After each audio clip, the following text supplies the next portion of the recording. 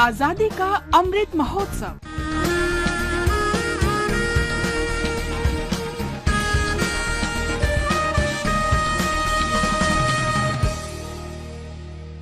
आजादी का सफर आकाशवाणी समाचार के साथ। आज की कड़ी में हम महान स्वतंत्रता सेनानी और हिंदुस्तानी शास्त्रीय संगीतज्ञ विख्यात बांसुरी वादक पन्नालाल घोष का स्मरण कर रहे हैं, जिनका निधन 1960 में आज के ही दिन हुआ था। बारिसाल में अपनी युवावस्था में पन्नालाल स्वाधीनता संग्राम से जुड़े रहे। अपने संगीत सफर के शुरुआती चरण में वे गुरुदेव रविंद्रनाथ टैगोर और काजी नजरुल इस्लाम जैसी हस्तियों के संपर्क में आए, जिन्होंने उनमें राष्ट्रवाद की प्रबल भावना जगाई। महान संगीतज्ञ उस्ताद अलाउद्दीन खां के शिष्य पन्नालाल को हिंदुस्तानी शास्त्रीय संगीत में बांसुरी को मंच प्रस्तुति में लोकप्रिय बनाने का श्रेय जाता है। वे भारतीय शास्त्रीय बांसुरी वादन के प्रणेता माने जाएंगे।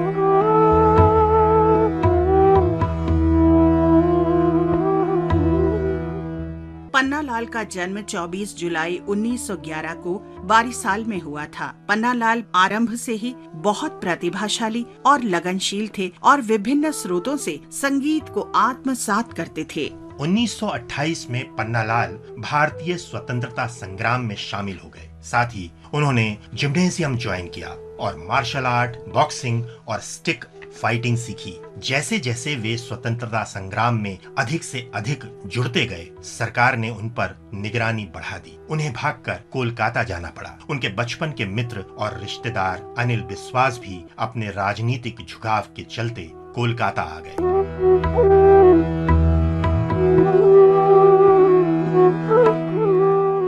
कोलकाता में पन्नालाल को अपना संगीत कौशल और निखारने का मौका मिला और उन्होंने कई संगीत प्रस्तुतियों में भी सहयोग किया। 1940 में अपने संगीत करियर को और विस्तार देने के लिए वे मुंबई आ गए। उन्होंने बॉम्बे टॉकीज फिल्म स्टूडियो में काम शुरू किया और कुछ लोकप्रिय फिल्मों में संगीत दिया।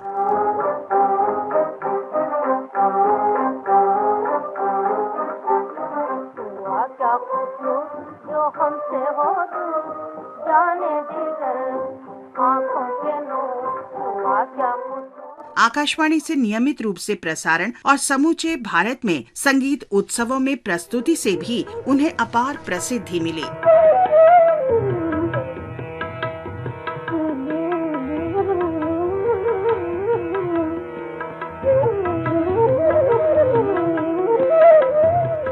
एक सच्चे देशभक्त के रूप में पन्नालाल घोष ने 1951 की राष्ट्रवादी फिल्म आंदोलन के लिए उद्वेलित कर देने वाली रचनाएं और बांसुरी की तान में पिरोया पार्श्व संगीत दिया। सुबह की पहली किरण तक जिंदगी मुश्किल में है। सुबह इस फिल्म में स्वतंत्रता संग्राम की वास्तविक फुटेज ली गई थी। फिल्म के कथानक में महात्मा गांधी, जवाहरलाल नेहरू और अन्य नेताओं के भाषण और बातचीत भी शामिल। आखिरी मंजिल में है सुबह की। पन्नालाल घोष की संगीत विरासत आज भी उनके अनेक शिष्यों में देखी जा सकती है। इस महान राष्ट्रवादी और संगीत विभूति पन्नालाल घोष को हमारा सादर नमन।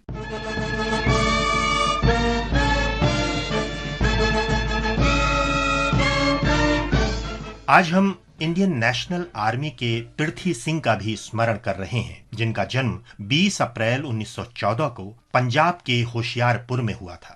ब्रिटिश सेना में एक सिपाही के रूप में तैनात पृथ्वी सिंह को 1942 में सिंगापुर में जापानी सेना ने गिरफ्तार कर लिया। 1 मार्च 1942 को वे स्वेच्छा से इंडियन नेशनल आर्मी में शामिल हो गए और बर्मा में मित्र देशों की सेना के खिलाफ लड़े। 1944 में बर्मा में युद्ध भूमि में लड़ते हुए ही वे शहीद हो गए। स्वदेश के इस महान सपूत पृथ्वी सिंह को हमारा नमन।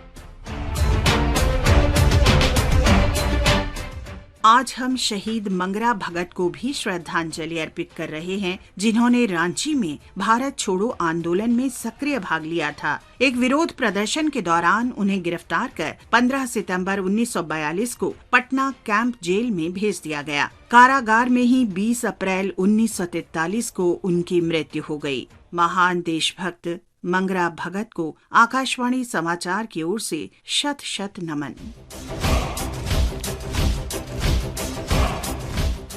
आज हम शहीद अहमद यार खां को भी याद कर रहे हैं। उन्होंने 1857 में आजादी की पहली लड़ाई में भाग लिया था। खान उत्तर प्रदेश के जलालाबाद में तहसीलदार थे। स्वतंत्रता सेनानियों की सरकार में जलालाबाद के नाजिम के रूप में उन्होंने महत्वपूर्ण भूमिका निभाई। आंदोलनकारियों की हार के बाद ब्रिटिश सेना ने उन्हें कब्जे में ले लिया और 20 अप्रैल 1858 को उन्हें फांसी दे दी गई। इस महान राष्ट्रभक्त शहीद अहमद यार खान को हमारी भावभीनी श्रद्धांजलि। और अब आकाशवाणी समाचार के साथ आजादी का सफर की ये कड़ी यहीं संपन्न होती है। कल फिर मिलेंगे अगली कड़ी के साथ।